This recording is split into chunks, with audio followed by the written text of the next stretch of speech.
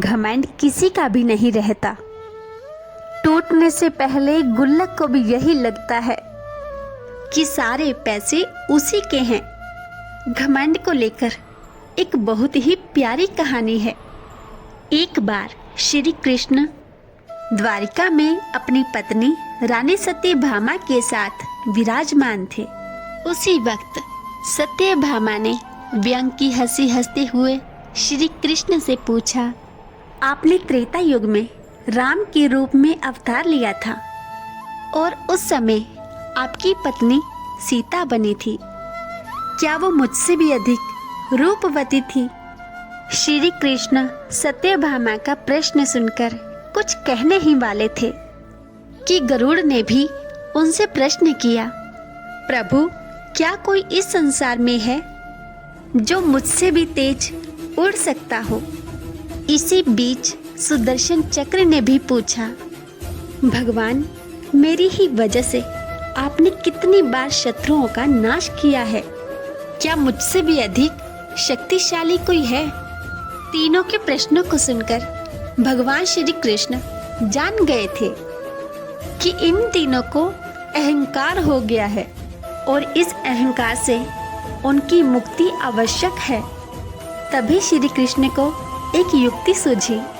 उन्होंने गरुड़ से कहा कि तुम हनुमान के पास जाओ और कहना कि भगवान राम और माता सीता उनकी प्रतीक्षा कर रहे हैं। गरुड़ देव तुरंत ये सुनकर चले गए। श्री कृष्ण ने सत्यभामा से भी कहा कि जब हनुमान हमारे दर्शन को आए तो आप सीता के रूप में तैयार होकर उनके सामने आइएगा।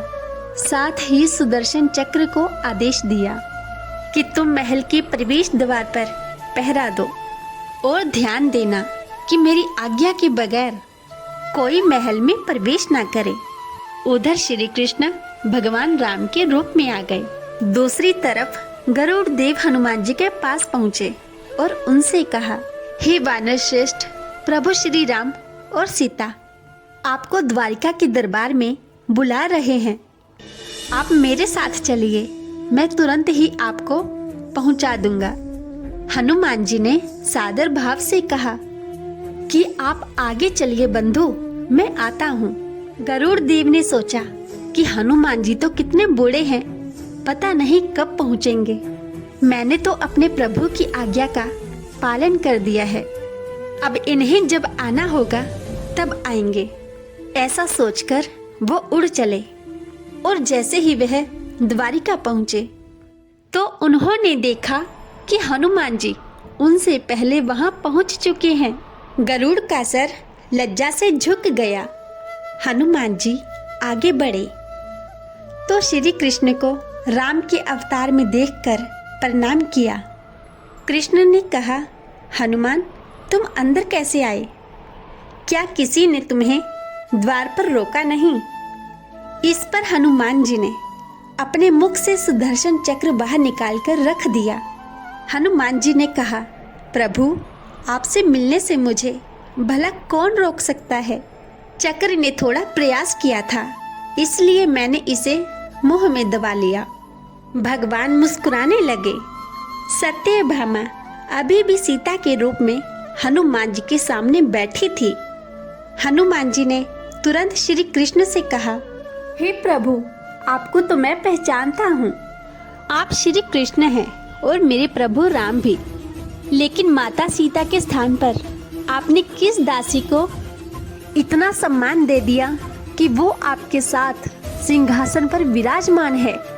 इतना सुनते ही सत्यभामा की आंखें भर आई और उनका घमंड चूर चूर हो गया। साथ ही सुदर्शन और गरुड़ भी लज्जित हो गए और उन्हें समझ में आ गया कि वो घमंड में अंधे हो गए थे, जिसका टूटना अवश्यंभावी था। वो तीनों प्रभु की लीला को समझ गए। दोस्तों, किसी का अहंकार तोड़ने में ईश्वर देर नहीं करता। घमंड किसी का नहीं रहता।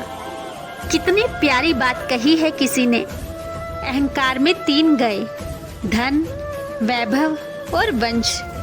ना मानो तो देख लो रावण, कौरव, कंस।